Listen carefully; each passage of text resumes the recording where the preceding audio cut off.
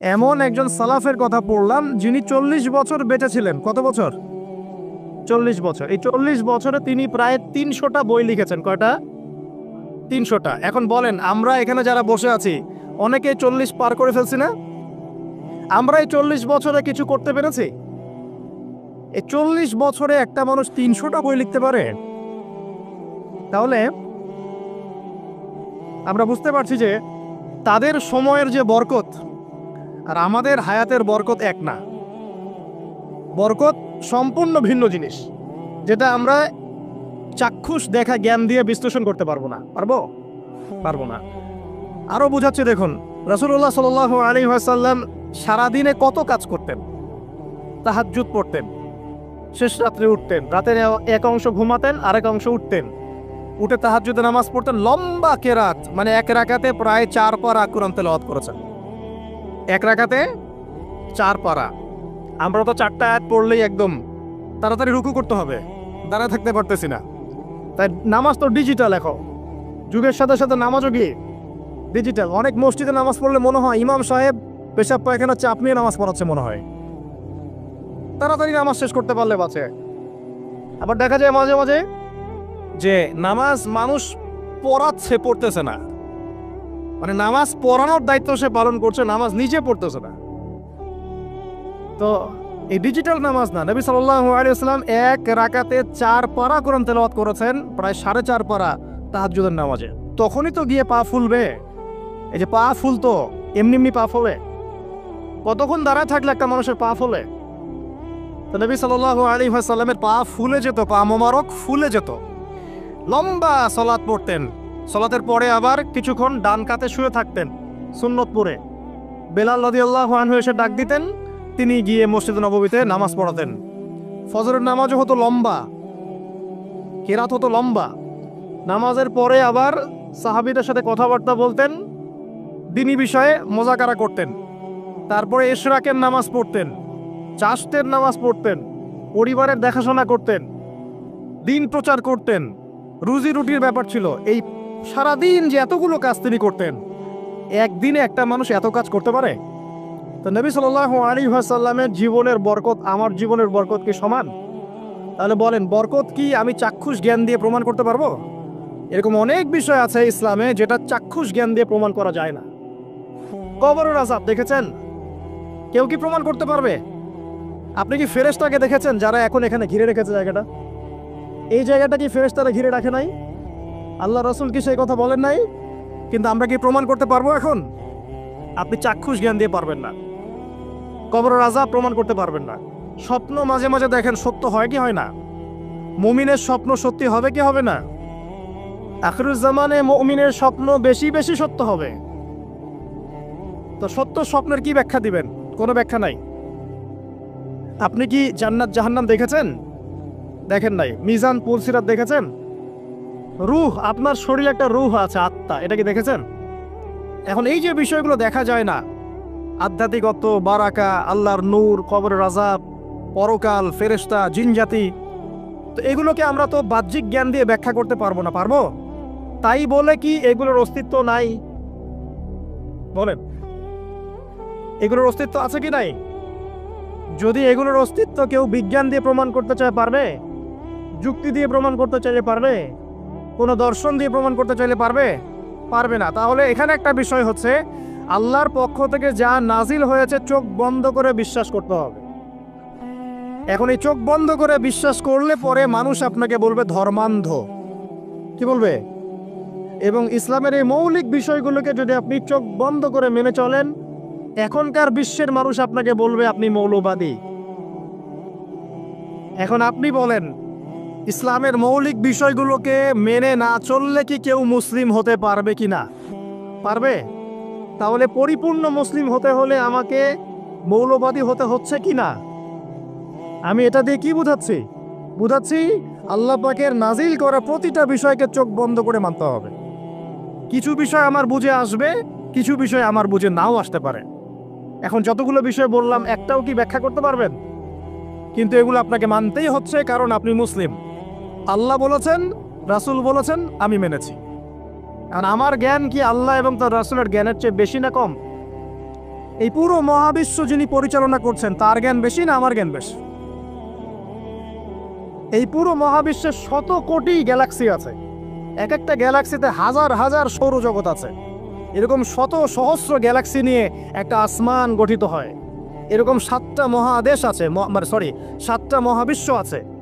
এই 7 মহাবিশ্বের উপরে আছে কুরসি, ওয়াসিআ কুরসিয়ুহুস সামাওয়াতি ওয়াল আরদ। তার উপরে আছে মহাসাগর, যার গভীরতা 500 বছরের পথ।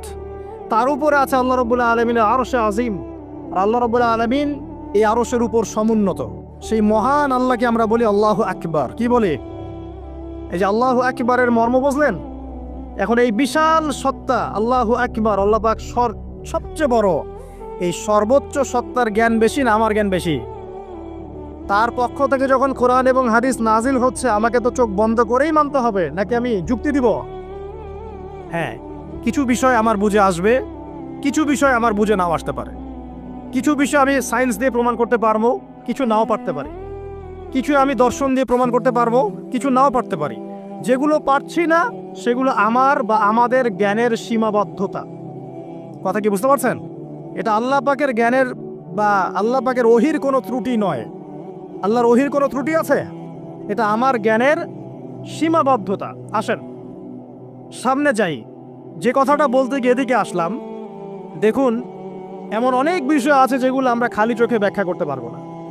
আমরা যে যুগটাকে আইয়ামে জাহিলিয়াত বলছি, ওই যুগটাতে যে সমস্যাগুলো ছিল, যে পাপগুলো ছিল, সেগুলো এখনকার বিশ্বে আরো অনেক উঁচু লেভেলে বিরাজ করছে। যেমন এই যে আপনারা বললেন, একটা পাপ ছিল শিরক। সরাসরি মূর্তি পূজা বলছি না, আমরা বলছি কি শিরকের পাপ ছিল। ওই আইয়ামে জাহিলিয়াতের মানুষগুলো শিরকের পাপে নিমজ্জিত ছিল। তারা শুধু মূর্তির পূজাই করতো এমনটা নয়, তারা কবরেরও পূজা করত, তারা মৃত মানুষেরও পূজা করত, তারা কেউ কেউ নাস্তিকতায় বিশ্বাসী ছিল। সূরা মুমিনুন পড়লে দেখবেন তাদের মধ্যে একটা আকীদা ছিল, ইন হিয়া ইল্লা হায়াতুনা দুনিয়া নামুতু ওয়া নাহইয়া। কাফেররা বলতো যে আমরা এই পৃথিবীতে জন্মেছি, এখানেই আমরা জন্মাবো, এখানেই মারা যাব, ওয়া মা নাহনু বিমাবউসিন, আমাদেরকে পুনরুত্থিত করা হবে না। এই পরকালের কনসেপ্টে তারা বিশ্বাস করতো না। তো এরকমও লোক ছিল। শুধু যে লাত, ওজ্জা, হবল, মানাত এগুলোর পূজা করতো তাই নয় বিষয়টা। এখানে কবর পূজাও ছিল, এখানে আপনার মৃত মানুষের পূজাও ছিল, এখানে গাছপালা, চন্দ্র, সূর্য, নক্ষত্রের পূজাও ছিল, আবার নাস্তিকতাও ছিল। এক কথায় আইয়ামে জাহিলিয়াতের সবচেয়ে বড় পাপ ছিল শিরক। কথা কি বুঝতে পারছেন ভাই? আচ্ছা, না বুঝলে বলবেন, শেষে গিয়ে প্রশ্ন করবেন ইনশাআল্লাহ, সমস্যা নেই। তাহলে প্রথম যে পাপটার কথা বললাম সেটা কি? শিরক। এখন একটু এই 1400 বছর পরে চলে আসেন। চলে এসে দেখেন এখনকার সমাজের দিকে তাকান, এখনকার মুসলিম রাষ্ট্রগুলোর দিকে তাকান, আর পুরো বিশ্বের দিকে তাকান। সবচেয়ে বড় সমস্যাটা কি বলেন? সবচেয়ে বড় সমস্যা কি শিরক নয়? আচ্ছা, মুসলিমরা কি এখন অনেকেই কবর পূজা করে না? মুসলিমদের মতো অনেকেই দেখবেন যে মৃত মানুষের কাছে যাচ্ছে না, মৃত মানুষের কাছে সন্তান প্রার্থনা করে না, ওই যে ওখানে গিয়ে নজর মান্নত করছে না যে মৃত মানুষকে সন্তুষ্ট করলে আমার ভালো হবে, না হলে আমার কোনো ক্ষতি হয়ে যাবে, এটা মানুষ করছে না। মুসলিমদের মধ্যে বহু মানুষ আল্লাহর হালালকে হারাম করছে না, আল্লাহর হারামকে হালাল করে নিচ্ছে না, এটাও কিন্তু শিরক। আপনি কি জানেন যে আল্লাহর হালালকে হারাম করলে শিরক হয়? আল্লাহর হারামকে হালাল করলে শিরক হয়? সুদ হালাল না হারাম? না, সুদ তো ফরজ। সুদ হালাল না হারাম? সুদ তো এখনকার বিশ্বে ফরজ।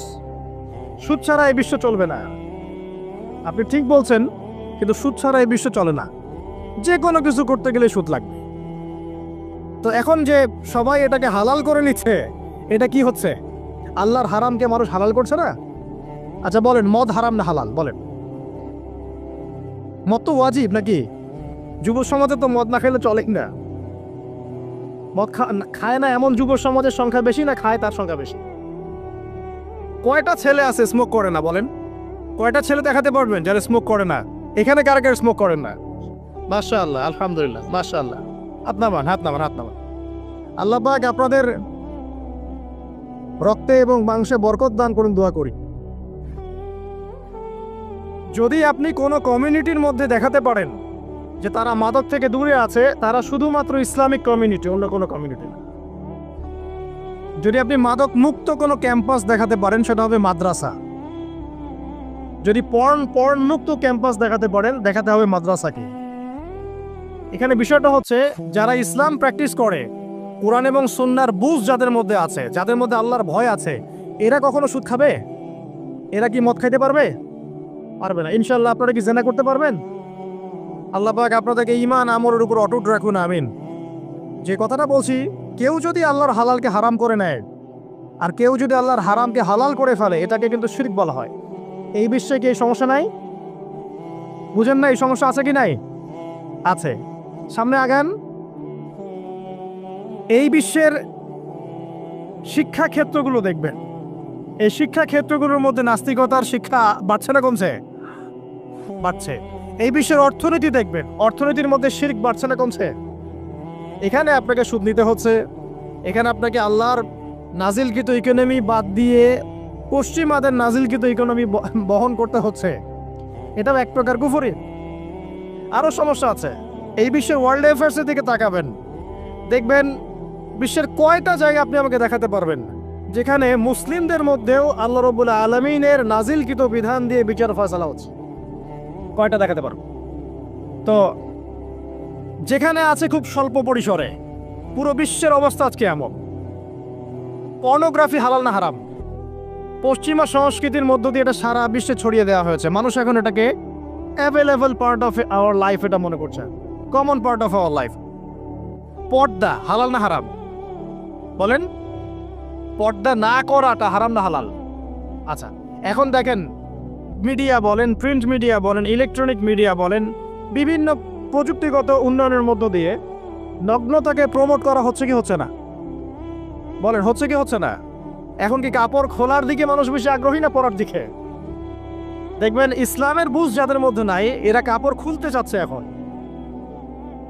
আর আমি আপনাদেরকে বলি, আগের লেকচারগুলোতেও বলেছি, এই পুরো মহাবিশ্বে আমাদের বাবা আর মা আদম এবং হাওয়া আলাইহিমুস সালাম, তাদের গা থেকে পোশাকটা খুলে ফেলেছিল কে জানেন? কে? ইবলিস। যখনই তারা গাছের কাছে গেলেন, তখন কি হলো? ফালাম্মা যাকা শাজারা বাদাত লাহুমা সাওয়াতিহিমা। যখনই তারা গাছের কাছে গেলেন, তাদের কাপড় খুলে পড়ে গেল। তাহলে পুরো মহাবিশ্বে আমাদের পিতামাতাকে নগ্ন করে দিয়েছে কে? ইবলিস, শয়তান। তাহলে এখন পৃথিবীতে যারা মুসলিমদেরকে বা অমুসলিমদেরকে, পুরো মানবতাকে যারা নগ্ন করতে চাচ্ছে, এরা কার এজেন্ট? এরা কার এজেন্টটা বাস্তবায়ন করছে? এটা কি বুঝতে বাকি থাকে? আমি কথাগুলো বানিয়ে বলি নাই। সূরা আরাফ পড়েন, দেখবেন সব লেখা আছে। আসেন, এক কথায় বলতে চাচ্ছি, ওই সময়কার যে শিরকটা শুধুমাত্র মক্কায় সীমাবদ্ধ ছিল, এখনকার শিরকটা গ্লোবালাইজেশন হয়েছে। পুরো দেশে দেশে দেশে শিরক ছড়িয়ে পড়েছে। আসেন, ওই সময় আরেকটা বড় পাপ ছিল, যেটা এই যে এক ভাই বলল, সেটা হলো রিবা। রিবা, রিবা মানে কি? সুদ। রিবা মানে সুদ, জানেন তো? আর সুদ তো ফরজ নাকি ভাই? আচ্ছা, এমন কোনো গ্রাম নাই বাংলাদেশে যেখানে সুদ নাই, আর বিশ্বের এমন কোনো দেশ নাই যেখানে সুদ নাই। আর এই যুগের কথাই নবী সাল্লাল্লাহু আলাইহি ওয়াসাল্লাম হয়তো বা বলেছিলেন, আল্লাহু আ'লাম, আল্লাহ ভালো জানেন, যে এমন একটা যুগ আসবে যে যুগে ম্যাক্সিমামই সুদখোর হবে। যে ব্যক্তি সুদের ছিটাফোটা, মানে সুদের পাপ থেকে বেঁচে থাকতে চাইবে, ওর গায়েও গিয়ে সুদের ছিটাফোটা গিয়ে লাগবে। এটা সেই যুগ না? আপনি বুঝতে পারছেন না হয়তো, এটা সেই যুগ। আপনি মনে করছেন দাড়ি, টুপি, পাগড়ি, জুব্বা মাশাআল্লাহ সব লাগাই দিছি, হ্যাঁ, বাইরে একটা সাইনবোর্ড আছে, আমি মৌলবী, আল্লামা, আমি একজন দায়ী বক্তা, কিন্তু সুদের যে ওই ছিটাফোটা, এটা আপনার কাছে আমার কাছেও আছে। হয়তো আপনি বুঝতে পারছেন না। কখন বুঝবেন? যখন ইসলামিক অর্থনীতির বইগুলো পড়তে পারবেন। আর শুধু ইসলামিক অর্থনীতির বই যথেষ্ট না, এর পাশাপাশি আমাদের দরকার এই প্রচলিত যে IMF, ইন্টারন্যাশনাল মনিটারি সিস্টেম, এর নীতিগুলো জানা। তখন কি আপনি বুঝবেন ওয়ার্ল্ড ব্যাংক কী জিনিস, IMF কী জিনিস, ঠিক আছে? তখন বুঝবেন যে পেট্রো ডলার কী জিনিস, তখন বুঝবেন যে হার্ড কারেন্সি, সফট কারেন্সি কী জিনিস, এখন বুঝবেন না। আর যেহেতু বুঝবেন না, অতএব আমি এগুলো বলেও লাভ নাই। যেহেতু আপনি বুঝবেন না, আমি যদি এখন এসব নিয়ে কথা বলি, আপনার কাছে মনে হবে এসব কি উল্টা পাল্টা কথা কইতাছে। ঠিক আছে? তো যাই হোক, আগে আল্লাহর ওয়াস্তে ইসলামিক ইকোনমিক্স পড়েন এবং ইন্টারন্যাশনাল মনিটারি সিস্টেম সম্পর্কে পড়েন। প্রত্যেক স্টেটের প্রধান যারা আছেন তারা জানেন যে ওয়ার্ল্ড ব্যাংক কী জিনিস, তারা জানে IMF কী জিনিস। ঋণের এমনি এমনি কোনো কান্ট্রিকে তারা ঋণ দিবে না, একটা বিশাল বড় সুদের জালে ওদেরকে ফেলবে, তারপর জনগণের রক্ত চুষে সুদ শোধ করতে হবে। আর যারা পারবে না ওরা যে শ্রীলঙ্কার মতো দেউলিয়া হয়ে যাবে। ও কেন দেউলিয়া হয়ে গেছে? বিকজ ও ঋণ শোধ করতে পারছে না, বাস দেউলিয়া। তো যাই হোক, পড়াশোনা করেন। আমি একজন স্কলারের নাম বলে দেই, এক লেকচারে তো সব বলে দেওয়া সম্ভব না। সম্ভব? আমি রাস্তা দেখাচ্ছি আপনাদেরকে। আপনারা আল্লামা তকি উসমানীর বইগুলো পড়েন, নাম শুনেছেন? আচ্ছা, নাকি এখন বলবেন যে উনি তো হানাফি মাযহাবের, আমি তো আহলে হাদিস পড়বো না, এটা বলবেন নাকি? আল্লামা তকি উসমানী এই বিশ্বের সবচেয়ে বড় আলেমদের একজন। আল্লামা তকি উসমানী এই বিশ্বের সবচেয়ে রিনাউন্ড আলেমদের একজন। তার ইসলামিক অর্থনীতির যে পুরো সিরিজ আছে, আল্লাহর ওয়াস্তে বাসায় কিনে একবার পড়ে দেখেন অর্থনীতি কি জিনিস, আপনি কিসের উপর দাঁড়িয়ে আছেন। পড়া যাবে না ইনশাল্লাহ? আপনি তাকে ভালো যদি নাও বাসেন তাও পড়ে দেখেন। মনে করেন আপনি একটা কমিউনিটির মধ্যে আছেন বা একটা সংগঠনে আছেন বা একটা ঘরানার মধ্যে আছেন, তাহলে কি অন্য ঘরানার বইপত্র পড়া যাবে না? হারাম হয়ে গেছে নাকি? এই যে সংকীর্ণ মানসিকতা থাকলে ভাই হেদায়েত পাওয়া যাবে না। আর আপনি যে মনে করছেন আমি একদম হকের উপর আছি, আপনি সঠিক পথে আছেন ঠিকই, তবে এটা সঠিক ভুল পথ। কথা বুঝতে পারছেন না? আপনি মনে করছেন যে আমি একদম চূড়ান্ত সঠিক বিষয়ের উপর আছি। হ্যাঁ, আপনি সঠিক বিষয়ের উপর আছেন ঠিকই, বাট আপনি সহি একটা ভুল পথে আছেন। এটা বুঝবেন পরে, যখন জ্ঞানের পরিধি বাড়তে থাকবে তখন বুঝবেন যে সহি পথ কোনটা, সহি ভুল পথ কোনটা। মুসলিমদের মধ্যে ফাটল সৃষ্টি করে জান্নাতে যাওয়া যায় না। যায়? পুরো মুসলিমরা একটা উম্মাহ, এবং যারাই মুসলিম উম্মার মধ্যে ফাটল সৃষ্টি করতে চায় এরা উম্মার বন্ধু নয়, শত্রু। মুসলিম উম্মার মধ্যে কোনো ফাটল সৃষ্টি করবেন না। সবার মাঝখানে হৃদ্যতা, ভালোবাসার বন্ধন থাকবে। যদি বিভিন্ন ধর্মের মানুষ একসাথে বসবাস করতে পারে একটা দেশে, তাহলে বিভিন্ন তরিকা এবং মাযহাবের মানুষও একসাথে থাকতে পারবে একটা দেশে ইনশাআল্লাহ। আমরা আমাদের মাঝে ইখতিলাফি বিষয় থাকতে পারে, কিন্তু দিন শেষে আমরা সবাই মুসলিম ইনশাআল্লাহ। দিন শেষে ইসলামের জন্য দাঁড়াতে হলে দল, মত, মাযহাব, তরিকা নির্বিশেষে সবাই একসাথে দাঁড়াবে ইনশাআল্লাহ। আল্লাহ পাক আমাদের হৃদয়টাকে প্রশস্ত করুন, আমিন। জাহেলিয়াতে 2 নম্বর সমস্যা ছিল রিবা। এই রিবা সম্পর্কে আগে বলি যে এখন আল্লাহ পাক কি বলেছেন। আল্লাহ পাক বলছেন যে ইয়ামহাকুল্লাহুর রিবা ওয়া ইউরবিস সাদাকাত। আপনি যদি দান সদকা করেন, যাকাত দেন, যাকাত ভিত্তিক অর্থনীতি চালু করেন, আল্লাহ পাক আপনার সম্পদকে বাড়িয়ে দিবেন ইনশাআল্লাহ। আর আপনি যদি রিবার মধ্যে যান, আল্লাহর বক্তব্য হচ্ছে, এটা আমার কথা না, আল্লাহ পাক বলছেন আপনার সম্পদ সংকুচিত হয়ে আসবে। এখন আপনার ডিসিশন, আপনি কি করতে চান করতে পারেন, আমাদের কিচ্ছু বলার নাই। লাকুম দীনুকুম ওয়ালিয়া দিন, আপনার বুঝ আপনার, আপনার দিন আপনার, আমার দিন আমার। আল্লাহ বলছেন ফাযাক্কির ইন্নামা আনতা মুযাক্কির, উপদেশ দাও তুমি, তুমি উপদেশ দাতা। লাস্তা আলাইহিম বিমুসাইতির, কারো প্রতি তুমি দারোগা নও। আল্লাহ বলছেন আপনি সুদে থাকলে সম্পদ সংকুচিত হবে, যদি ছেড়ে দেন, যাকাত দেন, ব্যবসা ভিত্তিক ইকোনমি চালান, আপনার সম্পদ বাড়বে ইনশাআল্লাহ। কি করবেন, ডিসিশন কার? আপনার। আল্লাহ পাক বলছেন ইয়া আইয়ুহাল্লাযীনা আমানু, হে মুমিনগণ, ইত্তাকুল্লাহ। শোনেন ভাই, আল্লাহ বলছেন ইত্তাকুল্লাহ, তোমরা আল্লাহকে ভয় করো। ওয়া যারু মা বাকিয়া মিনার রিবা, সুদের অবশিষ্ট সব অংশ ছেড়ে দাও। সুদের অবশিষ্ট সব টাকা ছেড়ে দাও। ওয়া ইন কুনতুম মুমিনিন, যদি প্রকৃতপক্ষে তোমরা মুমিন হয়ে থাকো তাহলে ছেড়ে দাও। ওয়া ইল্লাম তাফআলু, যদি তোমরা না করো। কে বলছেন? আল্লাহ। যদি তোমরা এটা না করো তাহলে আল্লাহ কি বলছেন? ফাআযানু বিহারবিন মিনাল্লাহি ওয়া রাসূলিহি, আল্লাহ এবং তার রাসূলের সাথে যুদ্ধের ঘোষণা শুনে রাখো। এটা কার কথা? এখন আপনি যদি চান আল্লাহর পক্ষে যুদ্ধ করতে পারেন, আপনি চাইলে আল্লাহ এবং তার রাসূলের বিপক্ষেও যুদ্ধ করতে পারেন। আপনাকে কি বাধা দিবে? দিবে না। ডিসিশন কার? ডিসিশন আপনার। নবী সাল্লাল্লাহু আলাইহি ওয়াসাল্লাম আরো বলেছেন যে, আপনারা জানেন হাদিসটা, নতুন কোন হাদিস বলছি না, আপনারা জানেন, প্রত্যেক আলেম জানেন, প্রত্যেক মাযহাবের ইমাম জানেন। কি সেটা? যে সুদের পাপের 70 বা 73টা শাখা আছে। কয়টা? 73 বা 70টা শাখা আছে। তার সবচেয়ে নিম্ন শাখা হচ্ছে নিজের মাকে বিয়ে করা।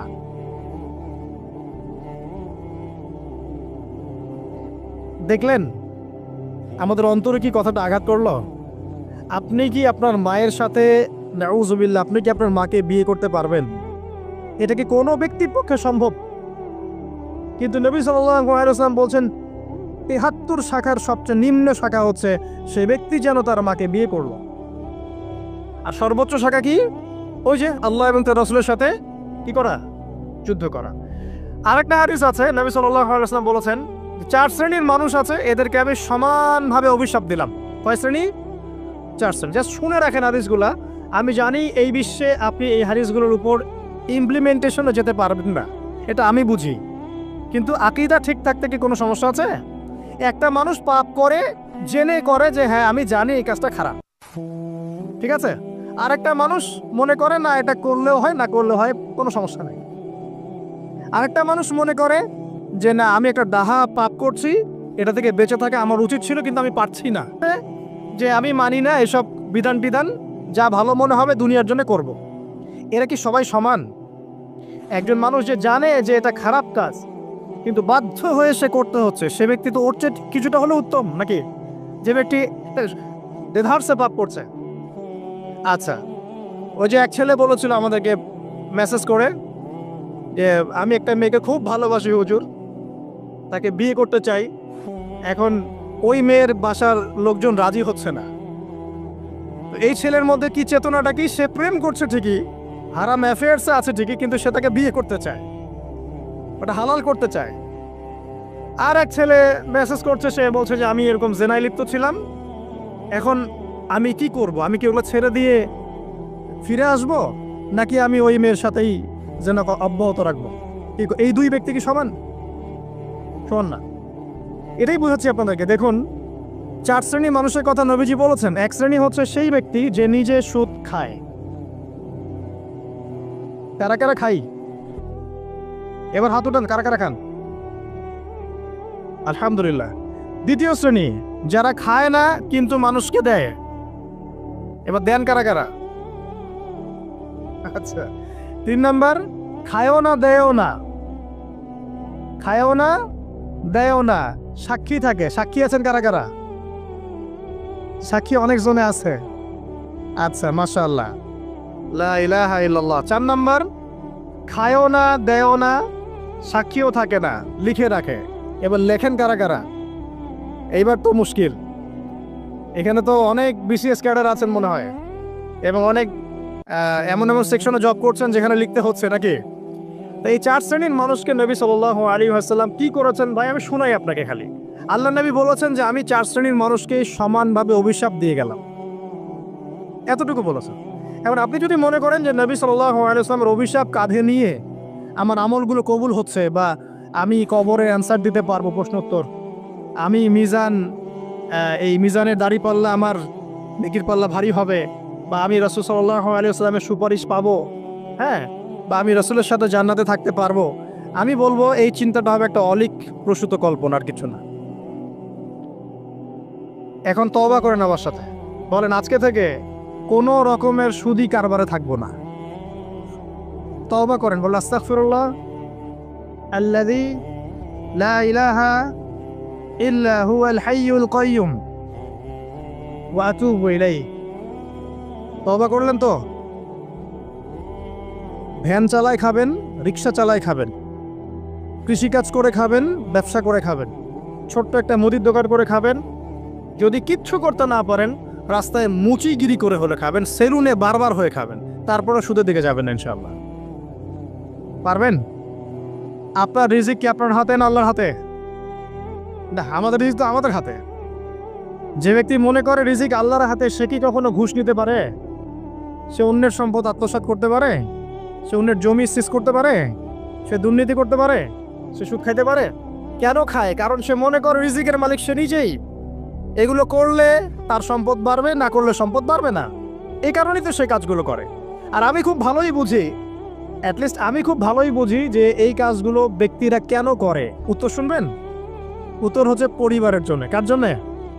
পরিবারের জন্য। মা, বৃদ্ধ মা আছে দেখতে হবে, 2 বাবা আছে দেখতে হবে, স্ত্রী আছে, আর স্ত্রী মাশাআল্লাহ একদম ফেমিনিস্ট, তার চাহিদা পূরণ করতে তার হিমশিম খেতে হয়। হ্যাঁ, একটা শাড়ি নেবে 20,000, ঠিক আছে, স্ত্রীর চাহিদা অনেক, গহনাগাটির অনেক চাহিদা, আর না দিলে তো আবার সমস্যা, বাসায় গেলে তো মানসিক টর্চার সেলে রেখে দিবে। এখনকার বেশিরভাগ পুরুষই কিন্তু নির্যাতনের শিকার। এখনকার বেশিরভাগ পুরুষ কিন্তু পুরুষ নির্যাতনের শিকার। ম্যাক্সিমাম বাসায় গিয়ে দেখবেন টর্চার, এক একটা রিমান্ডের সেলের মতো, বুঝছেন? এবং এটা 7 দিন 5 দিন 7 দিনের রিমান্ড না, এটা লাইফ টাইম রিমান্ড, মানে পুরো পুরো জীবন ধরে রিমান্ড চলবে আর কি।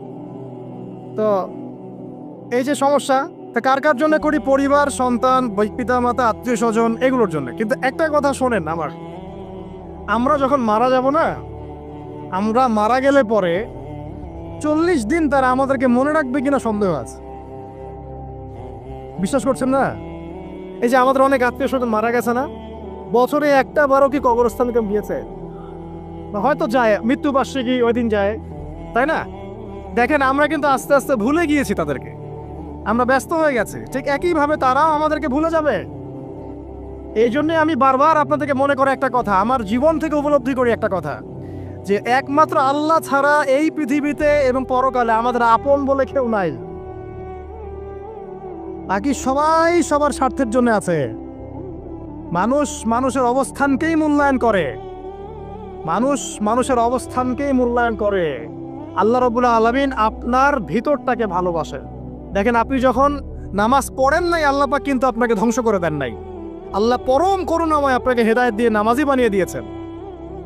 জীবন অনেক পাপ করেছেন, ইনস্ট্যান্ট আল্লাহ পাক শাস্তি দিতে পারতেন, আল্লাহ পাক দেন নাই। আল্লাহ আপনাকে ভালোবাসেন, আল্লাহ আমাকে ভালোবাসেন। আল্লাহ পাকের এই ভালোবাসার ঋণটা শোধ করার জন্য হলেও নামাজি হয়ে যান, আল্লাহর পথে ফিরে আসেন, দিনের জন্য কিছু করেন, দিনের ফিকির করেন, পড়াশোনা করেন।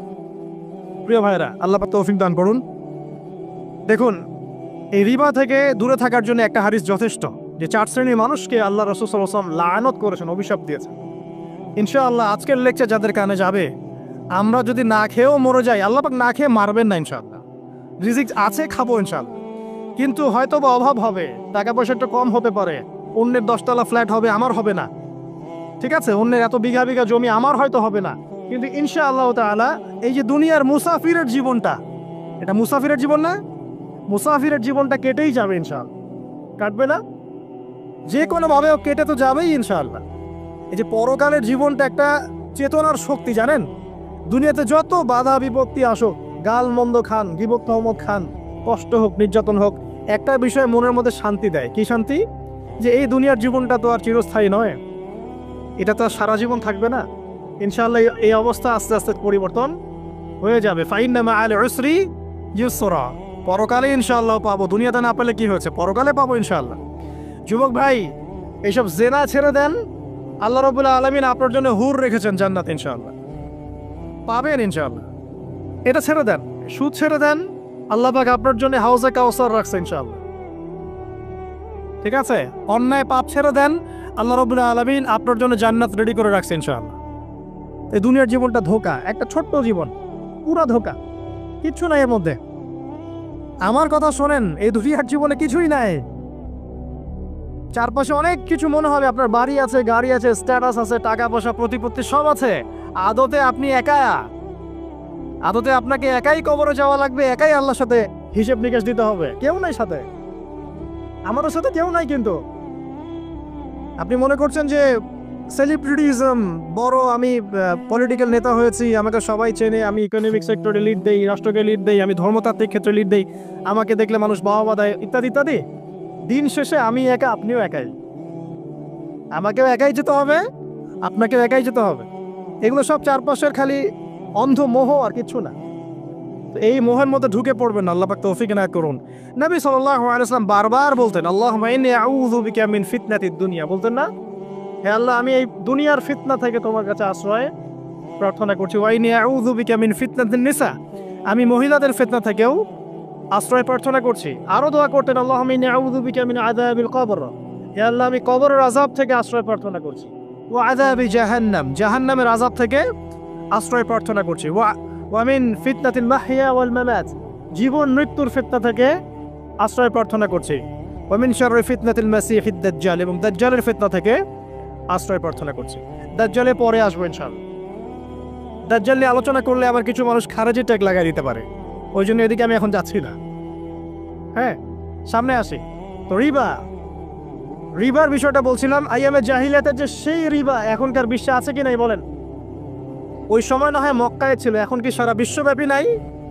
বিশ্বের কোনো কান্ট্রি রিবা মুক্ত না, বিশ্বের কোনো দেশ রিবা থেকে মুক্ত থাকতে পারবে না এই বিশ্ব পরিচালনা যারা করছে ওদের আন্ডারে থাকলে। কখন হবে বিশ্ব রিবা মুক্ত? একদিন বিশ্ব রিবা মুক্ত হবে ইনশাআল্লাহ, একদিন না একদিন এই বিশ্বটা সুদমুক্ত হবে ইনশাআল্লাহ তাআলা।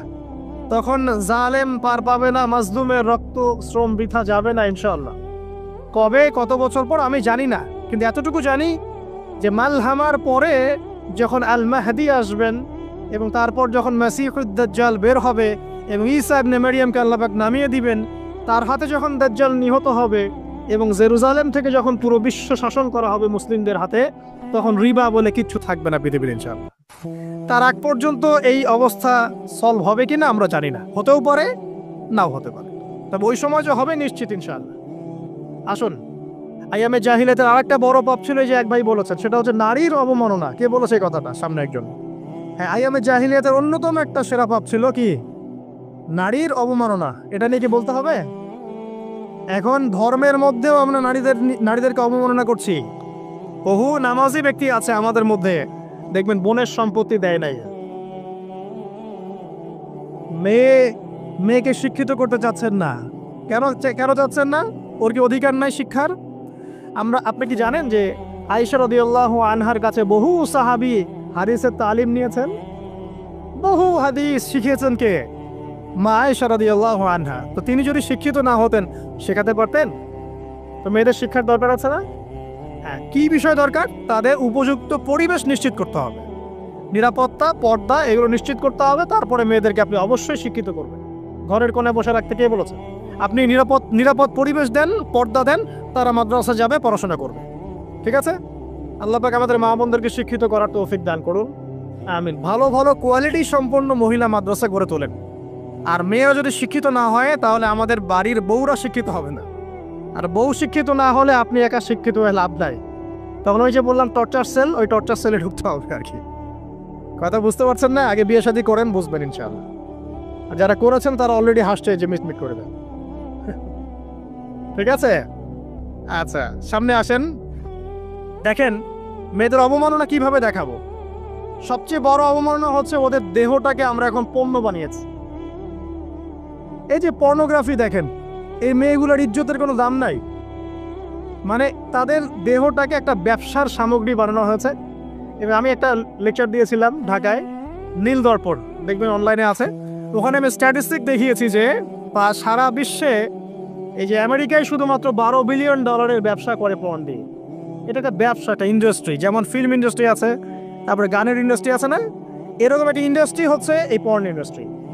এখানে সবাই অ্যাক্ট্রেস, এরা হচ্ছে অভিনেতা অভিনেত্রী। এখানে যা দেখানো হয় এগুলো কিন্তু রিয়েল না, বাস্তব না, সব ফেক। বুঝতে পারছেন না কথা? এগুলো অভিনয়, এগুলো ফেক। এবং এটা একটা ইন্ডাস্ট্রি, এর মধ্য দিয়ে মেয়েদের দেহটাকে পণ্য বানিয়ে সারা বিশ্বে ব্যবসা করছে। এবং এর একটা অন্যতম উদ্দেশ্য হচ্ছে মুসলিম যুবকদের ঈমান যেন নষ্ট করা যায়। কারণ মুসলিম যুবকদের ঈমান চলে গেলে তারা নিশ্চিন্ত যে ওদের পথে আর কেউ বাধা নাই। কারণ ওদের এই জুলুমের পথে বাধা যদি কেউ দিতে পারে তাহলে কারা দিবে? মুসলিমরা। আর মুসলিমদের মধ্যে সবচেয়ে শৌর্য বীর্য কাদের মধ্যে থাকে? যুবকদের মধ্যে। তো যুবকদের ঈমান যদি চলে যায় তাহলে এদের আর কোনো সমস্যা নেই। এই বিষয়টা খেয়াল করবেন যে এটা একটা ইন্ডাস্ট্রি। সো এখানে আমরা মেয়েদের দেহটাকে আমরা কি বানিয়েছি? পণ্য বানিয়ে দিয়েছি। আর এখন তো চলছে কাপড় খোলা সংস্কৃতি। প্রত্যেকটা সেক্টরে আপনি গিয়ে দেখবেন মেয়েদের ইজ্জত, সম্মান, আব্রুটাকে উন্মুক্ত করে এটাকে দিয়ে আমরা বিজনেস করছি আর কি। এটা একটা বিজনেস। এখানে সমাধান কি? সমাধান আয়েশা রাদিয়াল্লাহু আনহা। সমাধান কে? সমাধান ফাতিমা রাদিয়াল্লাহু আনহা। সমাধান কে? সমাধান খাদিজা রাদিয়াল্লাহু আনহা। আমাদের মা, আমাদের বোন, আমাদের স্ত্রীদেরকে তাদের মতো করে মানুষ করতে হবে, গড়ে তুলতে হবে ইনশাআল্লাহ। দেখবেন নারীর সত্যিকারের সম্মান নিশ্চিত হবে ইনশাআল্লাহ। ইসলাম কি কখনো বলেছে যে মেয়েরা কাজ করতে পারবে না, পড়াশোনা করতে পারবে না ইত্যাদি? এই নাস্তিকরা তো ঠুনকো যুক্তি দিয়ে আক্রমণ করে। কে বলেছে সমস্যা?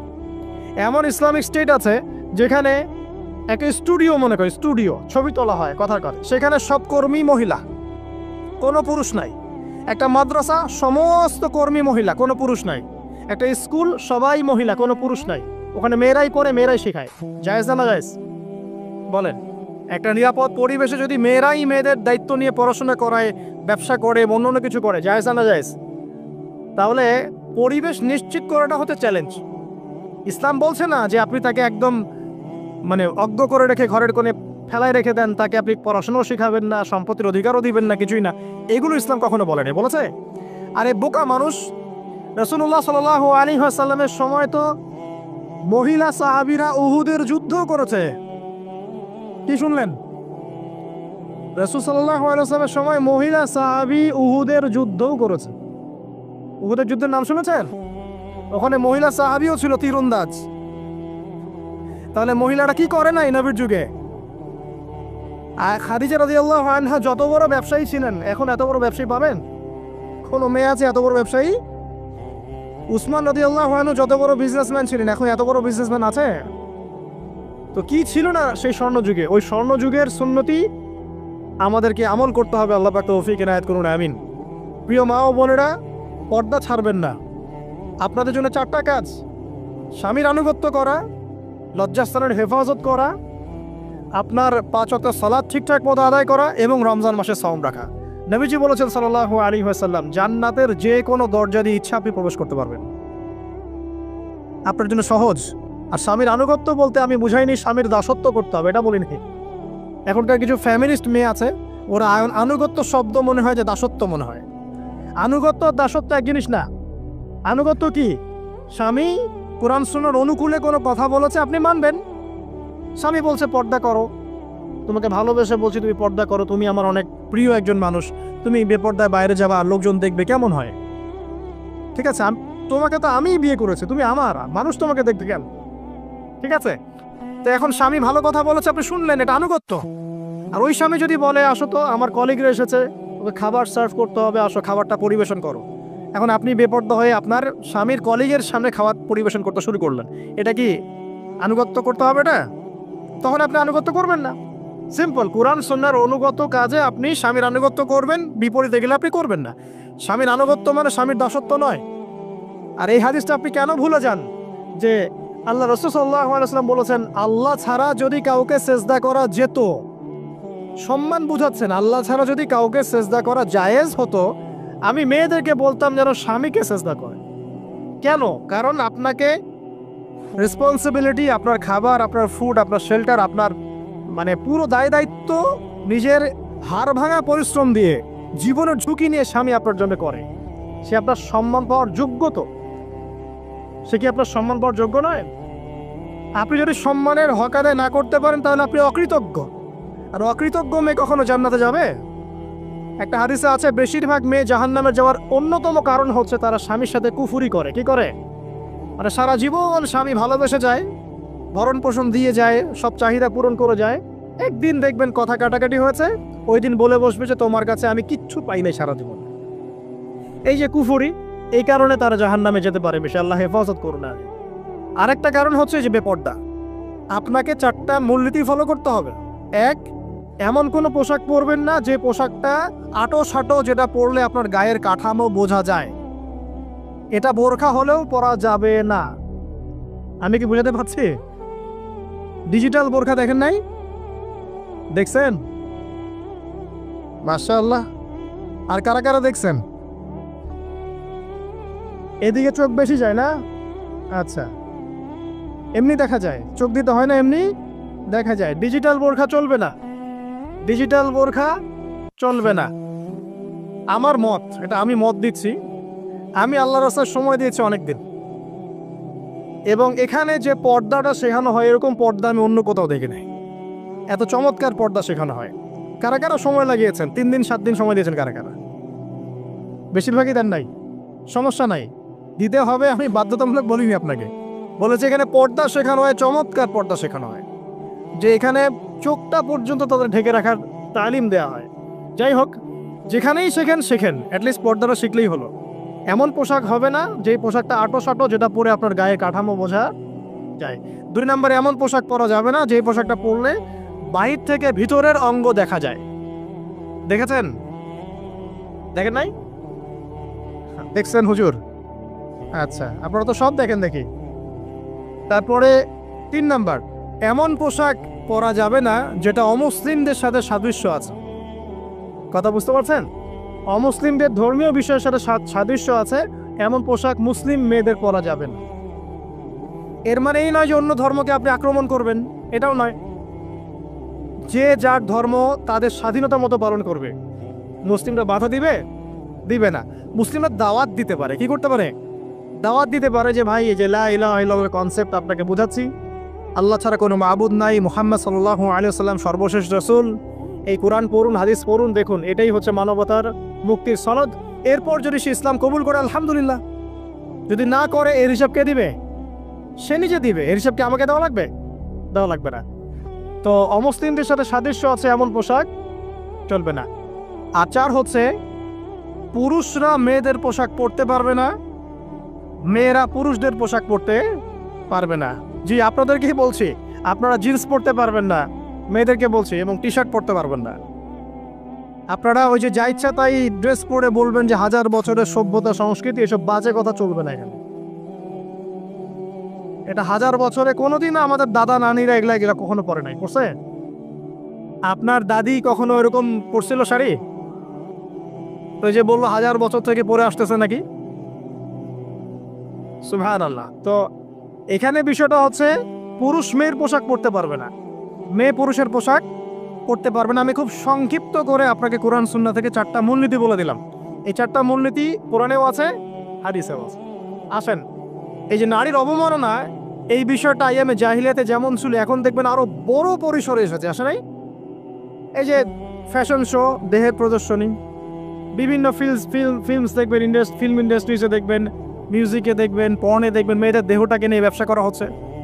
আগে তো না হয় কন্যা সন্তান হলে জীবন্ত পুঁতে ফেলতো নাকি? এখন যদি গর্ভের বাচ্চা মেয়ে জানে, অনেকে আগেই মেরে ফেলায়। বোঝেন নাই মনে হয়? অনেকে যদি জানে যে গর্ভে মেয়ে সন্তান আছে, আগেই মেরে ফেলায়। এমন অনেক দেশ আছে, আমি নাম বলছি না দেশের সঙ্গত কারণে, যে সেই দেশে এরকম মেয়ে সন্তানকে এই যে খালাস করে ফেলার, নষ্ট করে ফেলার, ভ্রূণ নষ্ট করার আলাদা ক্লিনিক আছে, আলাদা হসপিটাল আছে। বলে নাউজুবিল্লাহ। তো আসলে ওই 1450 বছর আগের মানুষটা বেশি বর্বর ছিল না আমরা বেশি বর্বর? এই অধিকারের কথা বলে বলে আমরা মেয়েদের দেহটাকে নিয়ে এখন মস্করা করছে, তামাশা করছে। সবচেয়ে সেরা অধিকার কোথায় পাবে? কোরআনে পাবে, হাদিসে পাবে, ইসলামে পাবে। তার পর্দা নিশ্চিত হবে, দেহ সেফ থাকবে, তার ইজ্জত নিশ্চিত হবে, ইজ্জত সেফ থাকবে, তার সম্মান সেফ থাকবে, তাকে রাজরানীর মতো স্বামী বাসায় রাখবে, কারণ সে হচ্ছে তার কাছে সবচেয়ে মূল্যবান প্রিয় বস্তু। শুধু তাই নয়, সম্পত্তির অধিকার তাকে দিতে হবে। একজন মেয়ে তার ভাইয়ের সম্পত্তি পাবে, তার বাবার সম্পত্তি পাবে, তার স্বামীর সম্পত্তি পাবে, সব দিক থেকে সে সম্পত্তি পাবে।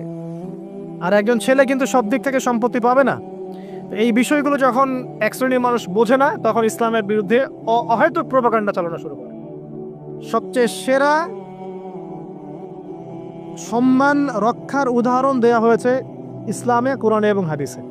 এই কথাটা আপনাদের মা বোনদেরকে বোঝাবেন, তবে নম্রতার সাথে বোঝাবেন, কারণ উচ্চবাচ্য করলে তারা কথা শুনবে না। আর আল্লাহ রাসূল সাল্লাল্লাহু আলাইহি ওয়াসাল্লাম বলেছেন, কিছুটা বাঁকা হাত দিয়ে তাদেরকে তৈরি করা হয়েছে। যদি আপনি শক্ত করে চাপ দিতে যান তাহলে ভেঙে যাবে, আর যদি আপনি ওই অবস্থায় ছেড়ে দেন তাহলে বাঁকাই থেকে যাবে। এখানে আপনাকে হিকমা অবলম্বন করতে হবে। আল্লাহ পাক তৌফিক দান করুন। একটা বিষয় বলছিলাম, ওই যে শিরকের পাপ এখন গ্লোবালাইজেশন হয়েছে না, ওই সুদের পাপ এখন গ্লোবালাইজেশন হয়েছে না। গ্লোবালাইজেশন বোঝেন? মানে বিশ্বায়ন, পুরো বিশ্বে ছড়িয়ে পড়েছে না। আরেকটা হচ্ছে এই যে মেয়েদের অবমাননা, এটা সারা বিশ্বে ছড়িয়ে পড়ে নাই? আচ্ছা, আর দুটা বলবো, এরপর বলে আমি শেষের দিকে যাচ্ছি। আসেন, একটা হচ্ছে মাদক। আইয়ামে জাহিলিয়াতের অন্যতম সেরা পাপ ছিল কি? মাদক। ওই যে বলছেন জাহিলি যুগ, কেন বলছেন জাহিলি যুগ? বিকজ ওইখানে মাদক খেত মানুষ বেশি। এখন বলেন, ওখানে না হয় মক্কায় মাদক খেত মানুষ, এখন সারা বিশ্বে মাদক ছড়িয়ে পড়ে নাই? বেশি না কম? এখন এই যে নতুন নতুন মাদক আসছে, ইয়াবা, আরও নাকি কি আসছে নতুন নতুন, আমরা নামও জানি না। এই যে গাজার নাম জানি, ফেন্সিডিলের নাম জানি, আর কি আছে, হিরোইন বলেন, আর দু একটা, আফিম, আর কি আছে? হ্যাঁ, রেন্ডি, সুবহানাল্লাহ, এই নামও কখনো শুনি নাই আমি। আচ্ছা শোনেন, বিষয়টা হচ্ছে, দেখুন এই বিষয়টা কি হালাল না হারাম? আচ্ছা, এটাকে যদি আমরা হালাল করে নেই তাহলে কি হবে? কুফরি হবে না শিরক হবে? শিরক কুফর দুটোই হচ্ছে। কিন্তু এখন মক্কার কিছু মানুষ মাদক খেয়েছে বুঝলাম, আল্লাহ রাব্বুল আলামিন ধাপে ধাপে এখান থেকে বের করেছেন। প্রথমে বলেছেন মদ খেয়ে নামাজের ধার কাছে যেও না। হ্যাঁ, তারপরে বলেছেন এই যে মাদকে কিছুটা উপকার আছে কিন্তু বেশি ক্ষতি। তারপর বলেছেন খেয়ে নামাজের কাছে যেও না। তারপর ধাপে ধাপে শেষের দিকে এসে আল্লাহ পাক বলেছেন যে এটাকে ছেড়ে দাও। সূরা মাইদায় পড়ে দেখেন, এটা শয়তানের কাজ। তখন সাহাবায়ে কেরাম রাদিয়াল্লাহু আনহুম পুরোপুরি মাদক থেকে নিজেদেরকে মুক্ত করলেন। এরপরে কি কখনো তারা মাদক ছুঁয়েও দেখেছেন? বরং মাদক দ্রব্য সেবন করলে 40টা লাঠি বেত্রাঘাত করতে হয়, ইসলামিক শাস্তি। কয়টা লাঠি? আর ওমর রাদিয়াল্লাহু আনহুর সময়ে 40 লাঠিকে বাড়িয়ে 80 লাঠি করা হয়েছিল। কত লাঠি? 80 লাঠি। কিন্তু আরো একটা পাপের শাস্তি আছে, বলবো? অপবাদ। এখন যেটা বেশি দেওয়া হয়, অপবাদ, মিথ্যা অপবাদ। সতীসাধী নারীর উপরে মিথ্যা অপবাদ, এর শাস্তি হচ্ছে 80 লাঠি। আবার 100 লাঠির শাস্তি আছে, 100 লাঠি। এটা কিসের জানেন? জিনা। জিনা এই যে যারা করছেন, এর শাস্তি হচ্ছে 100 লাঠি। তাও জনসমক্ষে দিতে হবে, গোপনে না। আর 1 বছরের জন্য এলাকা ছাড়া করতে হবে। রজম একটা শাস্তি আছে, রজম। এটা কি? রজম মানে পাথর নিক্ষেপ করে হত্যা। এটা তো বর্বর, তাই না? অমানবিক, মধ্যযুগীয়। এসব কথা শুনছেন না? শোনেন, কিছু কিছু বিষয় আছে যে বিষয়গুলো করার পরে এই পৃথিবীতে মানুষ বেঁচে থাকার অধিকারটা হারিয়ে ফেলে। কথা বুঝতে পারছেন না মনে হয়? কিছু কিছু পাপ আছে, এগুলো করলে পরে মানুষ এই পৃথিবীতে বেঁচে থাকার অধিকারটা হারায় ফেলে। যেমন কোনো বিবাহিত ব্যক্তি যদি জিনা করে, নাউজুবিল্লাহ। কোনো ছেলে যদি কোনো ছেলের সাথে যৌন সম্পর্ক করে, সমকামী করে, বা এটাকে যেটা গে মানে যেটা কি বলে, সমকামিতা, ঠিক আছে? এই কাজ যদি কেউ করে, নোংরা কাজ যদি কেউ করে, কোনো মেয়ে যদি কোনো মেয়ের সাথে এরকম কোনো কাজ করে, একই পাপ। এইসব পাপ করলে পরে এই পৃথিবীতে বেঁচে থাকার অধিকারটা সে হারিয়ে ফেলে। কথা কি বুঝতে পারছেন? আচ্ছা, তখন শাস্তি হচ্ছে আল্লাহ রাব্বুল আলামিন পাথর নিক্ষেপ করে হত্যা করতে বলেছেন। কারণ হচ্ছে সে এত গর্হিত একটা কাজ করেছে যেটা এই শাস্তি পাওয়ার সম্পূর্ণ যোগ্য। এবং কওমে লূত নামে যে কওম ছিল, ওই কওমটাকে আসমানে উঠিয়ে আল্লাহ পাক পাথর বর্ষণ করে এভাবেই শেষ করে দিয়েছে। জর্ডান একটা দেশ আছে না, জর্ডান? জর্ডানের পাশে ডেড সি নামে একটা জায়গা আছে, ডেড সি, মৃত সাগর। ওইখানে সাদুম নামে একটা গোত্র থাকতো। কোন গোত্র? সাদুম। ওই সাদুম গোত্র এরকম সমকামী ছিল। আল্লাহ রাব্বুল আলামিন লূত আলাইহিস সালামকে পাঠিয়েছিলেন, তারা হেদায়েতের বাণী শোনে নাই। আল্লাহ পাক ওদেরকে আসমানে উঠিয়ে পাথর নিক্ষেপ করে উল্টা দিকে দাফন করে দিয়েছেন। নাউজুবিল্লাহ। তো কিছু কিছু পাপ আল্লাহ পাক সহ্য করেন না, আল্লাহ পাকের আরশ কেঁপে ওঠে। এই পাপগুলো সেরকম পাপ। কথা বুঝতে পারছেন? তো এই যে জিনা, পর্নোগ্রাফি, ব্যভিচার, পরকে, এগুলোর মধ্য দিয়ে আমরা নারীর অবমাননা করছি না?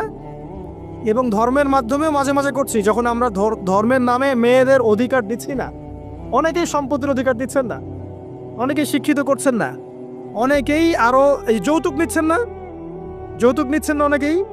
যে বিয়ের সময় যৌতুক নেয়, এটা তো মেয়ের উপর, মেয়ের পিতার উপর টর্চার করা।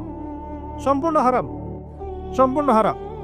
তারপরে দেখবেন, রিপোর্টগুলো পড়ে দেখবেন যে এই বছর 2000 কত, এটা 22, এই 22-এই গভর্নমেন্ট রিপোর্ট অনুযায়ী নিবন্ধিত প্রায় 1339টা ধর্ষণের মামলা হয়েছে।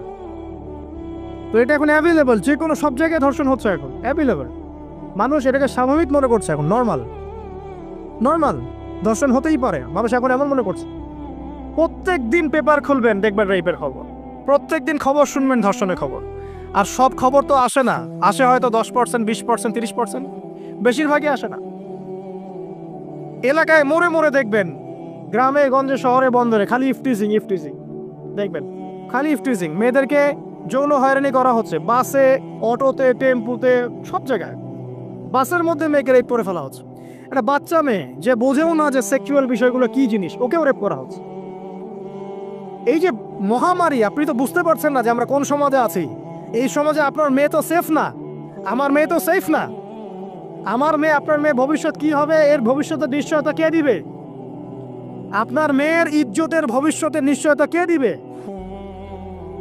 এই নিশ্চয়তা দেওয়ার মতো মানুষ কোথায়, নেতা কোথায়? কারো ঘরের স্ত্রী, কারো ঘরের বোন, কারো ঘরের মেয়ে এখন সেফ না। যে কোনো দিন যে কোনো জায়গায় যে কোনো দুর্ঘটনা হতে পারে, বাসে, ট্রাকে, ট্রেনে, অটোতে, সব জায়গায় হতে পারে।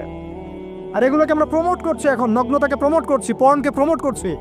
এই নগ্নতা, পর্ন এসব দিয়ে মানুষের মাথাটাকে পুরো জানোয়ার বানিয়ে ফেলা হয়েছে। পর্ন দেখাতে দেখাতে ছেলেদের মাথাটাকে জানোয়ার, পশু বানিয়ে ফেলা হয়েছে। এরা এখন বোঝে না যে মেয়ে কি জিনিস, মা কি জিনিস, বোন কি জিনিস, তাও বোঝে না। ভাই ভাই বোনের সাথে জেনা করেছে, চাচাতো বোন চাচাতো ভাইয়ের সাথে জেনা করছে, চাচাতো ভাই ফুফাতো বোনের সাথে জেনা করছে। রংপুরের খবর শুনলাম যে মায়ের সাথে ছেলেও জেনা করেছে। নাউজুবিল্লাহ। এগুলো কেন হচ্ছে? এই মহামারী কেন হচ্ছে? কে সমাধান দিবে? সমাধান ইসলামের ছিল, আমরা নেই নাই। সমাধান হচ্ছে, প্রথম সমাধান অশ্লীলতার মহামারী বন্ধ করতে হবে। পর্নোগ্রাফির সমস্ত সাইটগুলো বন্ধ করে ফেলতে হবে।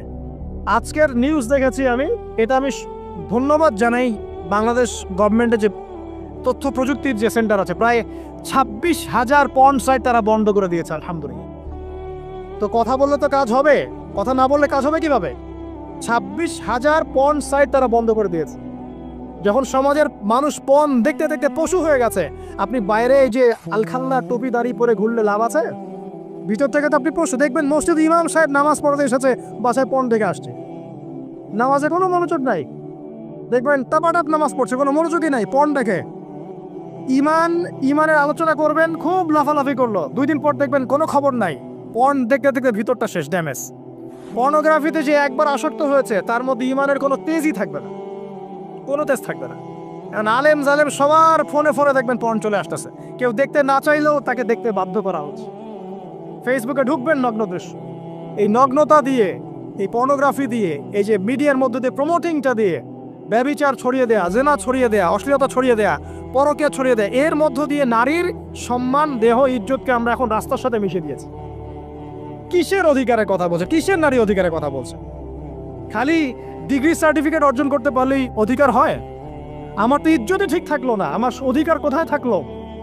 একটা সার্টিফিকেট অর্জন করার জন্য কলেজের মেয়েদেরকে বড় বড় নেতার বেডরুমে ঢুকানো হচ্ছে, দেখেন নাই? তো একটা সার্টিফিকেট অর্জন করতেই হবে আমাকে, নিজের ইজ্জত বিক্রি করে দিয়ে হলেও আমার সার্টিফিকেট অর্জন করতেই হবে? লাথি মারি এসব পড়াশোনার পিছনে, দরকার নেই অর্গার আছে। পড়ছে বাসায়, এলাকায় এলাকায় মহিলা মাদ্রাসা করেন, মাদ্রাসায় মেয়েদেরকে পড়ান।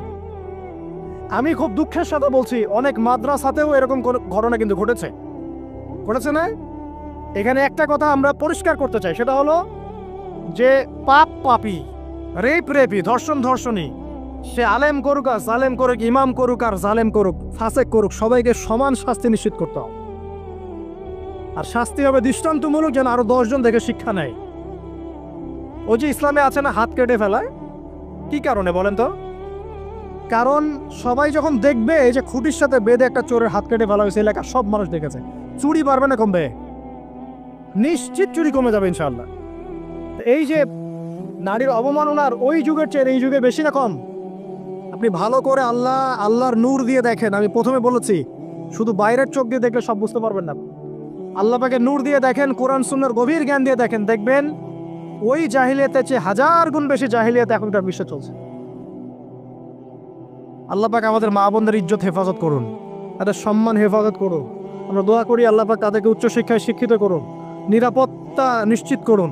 কেউ যদি ওদের দিকে খারাপ চোখ তুলে তাকায়, আল্লাহ পাক সেই চোখকে যেন ধ্বংস করে দেয়।